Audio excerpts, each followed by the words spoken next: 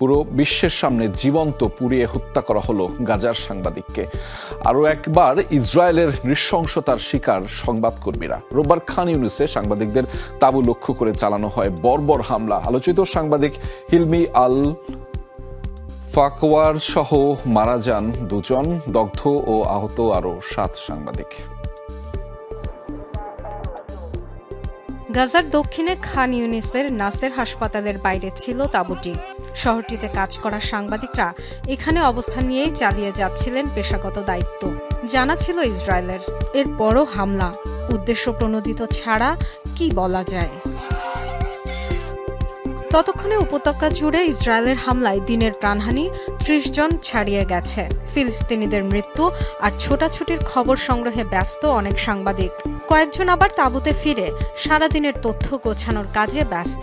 এমন সময় বোমা হামলা, বিস্ফোরণ, অগ্নিকাণ্ড। ভেতরে আগুনে পুড়ছে কেউ কেউ, বাঁচাতে ছুটছে সহকর্মীরা।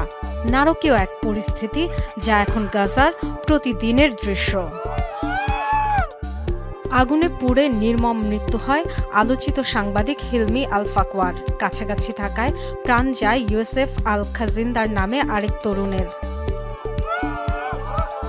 আগুনে পুড়তে থাকা সাংবাদিক আহমেদ মনসুরকে কোনো ক্রমে উদ্ধার করা গেলেও ততক্ষণে ঝলসে গেছে পুরো শরীর।